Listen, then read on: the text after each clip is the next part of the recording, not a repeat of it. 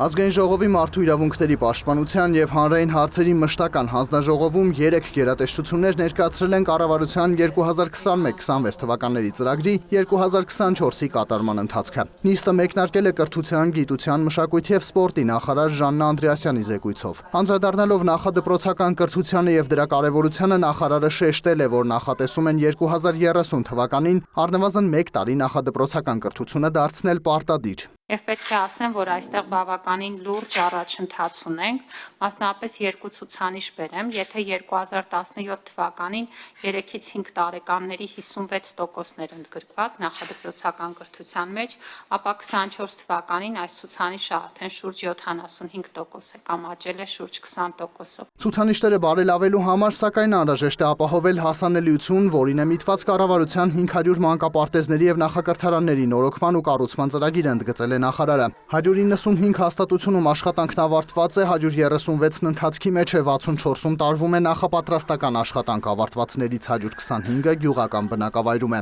Ավելացել է պարտադիր կրթության մեջ ներգրաված երեխաների թիվը 2018-ի 72%-ի դիմաց 23-ին հասնելով 88%-ի։ 900 դասարանից հետո քոլեջներում կրթություն շարունակողների ցուցանիշը դարձել է ընդհանուր շրջանավարտների մեջ շուրջ 30.1%, ինչը կարծում ենք շատ լավ ցուցանիշ է և ցույց է տալիս, որ մասնագիտական կողմնորոշումը և նաև ավելի նպատակաուղղված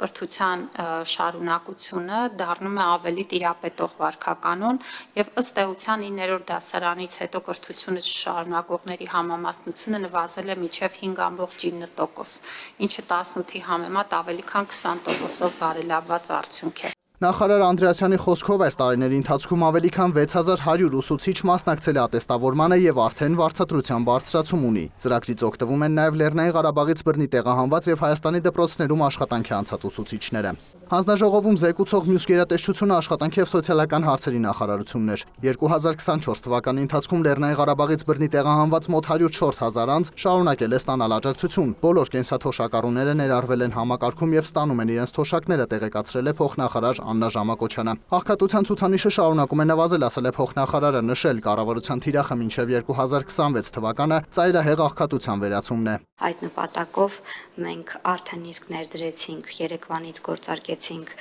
անապահովության գնահատման նոր համակարգի պիլոտային ծրագիրը 2 մարզում, Կոտայքում և Սյունիքում, և նոր համակարգով, նոր բանաձևով կհաշվարկենք, կգնահատենք անապահովությունը և կտրամադրենք անապահովության նպաստը, որի արդյունքում մենք վստահ ենք, որ ծայրահեղ աղքատության խնդիրը հաղթահարելու ենք, ինչպես և նախանշել ենք մեր կառավարության ծրագրում։